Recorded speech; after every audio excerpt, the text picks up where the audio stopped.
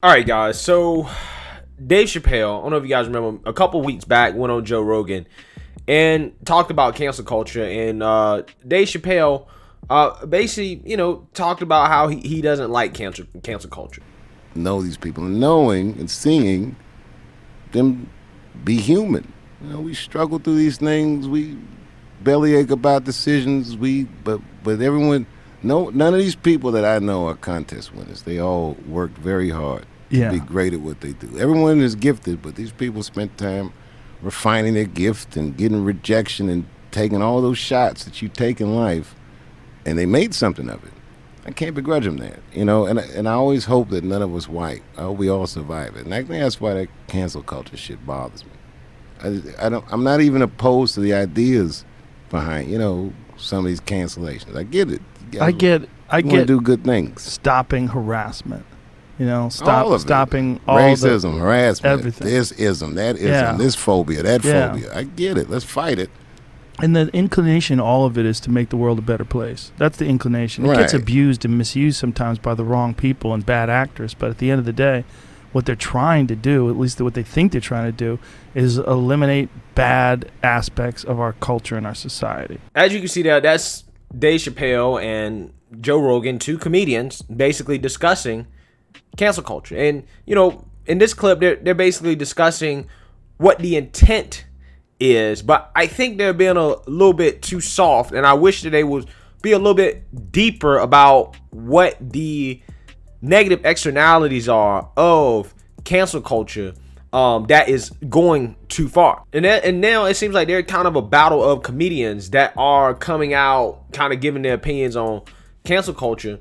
You have some people like Seth Rogen that say, hey, comedians shouldn't complain about cancel culture, and that jokes don't age well. Okay, you got to accept the fact that, some of the things you said in the past are not good for today. Okay, and there should be consequences for that, right? Because a lot of comedians don't like cancel culture. They probably feel like it puts them in a box in terms of what they can and can't say.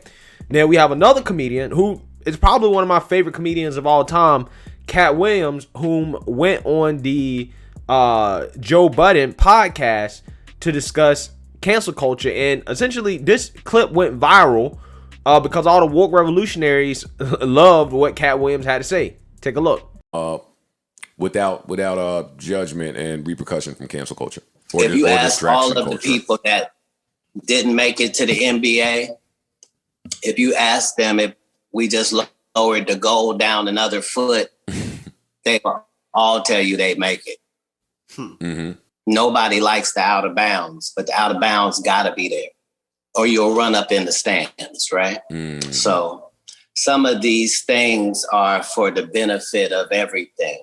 Nobody likes the speed limit, but it's necessary. Nobody likes the shoulder of the road, but it's there for a reason. Mm-hmm. My point is, people weren't all that extremely funny back when they could say whatever they wanted to say. At the end of the day, there's no cancel culture. Cancellation doesn't have its own culture. That was people of color. That was us policing our own culture. That was people without a voice being trashed by people just because they had a bigger name than them and more money than them and a better office than them. They could sweep them up under the rug like they didn't matter. I don't know what people we think got canceled that we wish we had back. I don't even know who are they. Mm. It's done for the reasons it's done for, and it helped who it helped. If all that's going to happen is we have to be more sensitive in the way that we talk, isn't that what we want anyway? I'm saying your job as a comedian is to please the most amount of people with your art. So if you want to offend somebody, nobody took those words away from you. Mm-hmm. Dirty bitch ain't been taken away. You can say that, but don't call somebody this word when you know this affects all of these people. Don't use the R word when you really mean people on the spectrum. Don't say this word instead of saying autistic. Don't say this word instead of saying little people. Look, if these are the confines that keep you from doing the craft God put you to, then it probably ain't for you. Your talent. That's all. If I was doing this interview, I would ask Cat Williams one thing. I would say, so you're saying that you can't say the R word, or you can't say this word or that word, you have to replace it. Okay, now what if you can't say the N word? Because if any of you guys have watched Cat Williams has made a career off of the N word. Okay? And I'm black, and I can say, you know what? I'm offended by the N word. Now you can't say it anymore. You think Cat Williams' career would have been as successful as it was if he couldn't say the N word? Because according to his argument, as a black person, if I say, Cat, I'm offended by the fact that you say the N word when you really should just say black person, do you think that Cat Williams would have been able to build a successful career? I don't think so. I personally don't think so. Or his whole Pimp Chronicles thing, the whole pimp shtick. That was obviously satire, but at the same time, with today's cancel culture, there's feminists out there that can say, well, no, this is misogynistic. Talking about slapping women, oh, you're talking about assault. You're talking about things that affect people in a negative way in real life. Okay? There are things that Cat Williams has said in the past and that he's built a career off of that would not be acceptable today, but yet he's sitting here making an argument that, well, maybe you should just be funnier. Maybe you should just do your job better. Maybe you just not cut out to be a comedian. I'm like, bro, you should know that that's not how comedy works, right? Like, don't get me wrong. I think comedians are some of the more intelligent people in our society, because it takes a lot of intelligence to be able to make people laugh. Okay, to tell jokes that are smart. Okay, that are well timed, that are precise. It takes a lot of effort to do that. It's one of those careers that I really do respect. Making people laugh is one of the great skills in life. But a part of what makes us laugh is us laughing at each other. Okay, us being a little offended, us knowing that, okay, the things that he's saying, like, it's definitely a stereotype. It's definitely, it's a little uncomfortable, but that internal discomfort is what makes us laugh. Okay, it's what makes it funny. And I think this whole cancel culture thing hitting comedy, I really don't like it. I feel like I've talked about this before, but I really don't like it because it really takes away our ability to look at each other as human beings, see our flaws, and to just laugh. Okay, just to laugh. Right? Laugh at the stereotypes of white people. Laugh at the stereotypes of black people. Laugh at the stereotypes of Asians and Hispanics and stuff like that. Because there's a little bit of truth in all of it. And everybody knows it. You just can't say it out loud. The comedians are the people that can say it out loud. And when you're in a diverse audience of people and he says it out loud and everybody in the audience knows it's true, that's what makes it funny. That's what makes the experience great. Comedy is supposed to be a safe space to say the things that we normally wouldn't be able to say in public, the things that we all know about each other, but we just can't say. Okay? And when comedians can't even say that, now we have a whole society full of snowflakes, of people that are soft, that are offended by literally everything. And it will not stop. It will never stop. And this is why cancel culture is a slippery, slippery, slippery slope. This is why I defend people like Steven Crowder, even though he said something with his joke, right, with the black farmers and stuff like that, that a lot of people didn't find very tasteful. But I defended his right to say it and his right to make those jokes because I want to hear people like Cat Williams. I want to hear people like Dave Chappelle. I want the raw, uncomfortable jokes, okay? Because they might go and say something about some other race on the same level that Steve Crowder said about the black farmers. And I want to laugh at it, right? I want to laugh at it. I want it all to be fair game. All of it. That discomfort factor, right? And in order to get that discomfort factor, you got to push the edge a little bit. But see, in today's cancel culture, that's not possible, right? Because everybody's offended by everything. People's ears are brittle, just like Dave Chappelle said.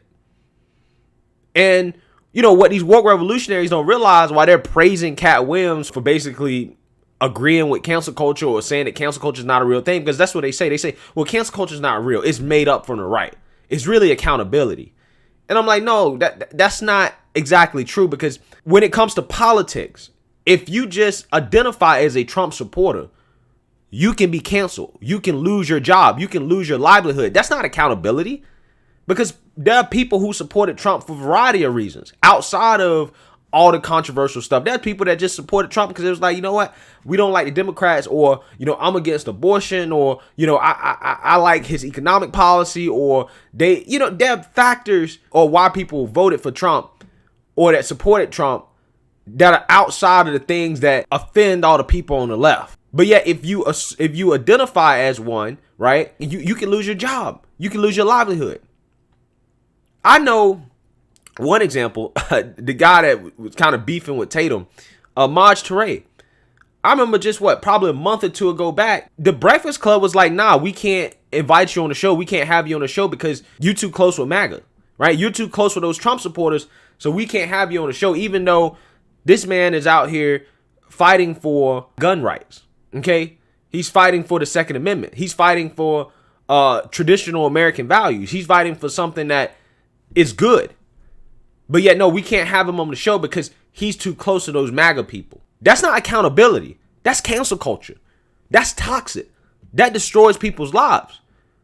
That's what that does. It makes it so people can't feed their kids. And this is why, you know, a lot of people are saying, I expected Cat Williams to say something dumb. You know, he actually said something really smart. And I'm like, no, this was actually one of Cat Williams' more sillier takes, in my opinion. Because I don't think this was very smart. This was a very two-dimensional way of looking at cancel culture. Here's another example for you. There was an ESPN reporter, I believe. She got fired because she said the F word, the slur that's associated with homosexuality. She said the F word in some tweets back 9 years ago. 9 years ago, she said the F word. She lost her job for it. For something that she tweeted 9 years ago. Is that accountability? You're holding somebody accountable for something they said 9 years ago? Are you serious? That to me, I mean, come on. Come on. And I'm not agreeing that it's a good word, but should people be fired for saying it? No. Everybody said that word in middle school. I heard that word left and right in middle school. Should people be canceled for saying it in middle school? Right? That's my problem with cancel culture. They try to pretend like it's accountability, but no, it's not accountability. It's, oh, you hurt me. My feelings are hurt. Therefore, we want to silence you. We got to silence you because my feelings are hurt. And see, what these people don't realize is that just because right now the market is shifting, because that's the way they frame it. They're like, oh, no, it's not cancellation. It's accountability, and the market is shifting. Just because you think that the market is shifting right now, that don't mean it won't shift back. That won't mean it won't shift in a direction where the woke revolutionaries and you guys that are agreeing with cancel culture, you might be the ones that get canceled. You might go too far left. You might become the extremist, because it will happen. You will become the extremist. And then what will happen is that you will now face cancellation because your views and your opinions are unpopular. And that's what a lot of these people don't realize when they go up here and they vouch for cancel culture and they try to make excuses for it. There is no excuse for it. There is no excuse for punishing people for things they said years ago in a different time period where different things were socially acceptable. There's no excuse for, again, making people lose their lives and their jobs or denying people opportunities just because of their political affiliation. There's no excuse for it. But yeah, again, like I said, these same people are going to be the ones who are going to be whining, crying, and complaining when cancel culture comes for them. And you see a lot of people in the mainstream media, they're now speaking out about it because they know that it's coming for them. Just like when Rick Santorum, when CNN was kicking him to the curb because of the comments he made about Native Americans, how he was like, low key, they're afraid. They're afraid of cancel culture. They're afraid of the mob. That's why they go on TV and act so woke, because they don't want to get canceled. They're all afraid. And again, these people that want cancel culture so bad, they don't want diversity of opinions. They just want everybody to believe the same thing. They want everybody to agree with them. That's what they really want. It's about power and control of what is acceptable thought. Hey, I'm disappointed in this take from one of my favorite comedians, Cat Williams. I don't think he was correct. I don't think it was particularly well thought out. I think it was one of those things that, you know, the woke revolutionaries want to hear because they want to feel good about ruining people's lives because they got offended by something that they said. So let me know what you guys think. Make sure you like, comment, and subscribe. Most importantly, share a Black conservative perspective. Peace.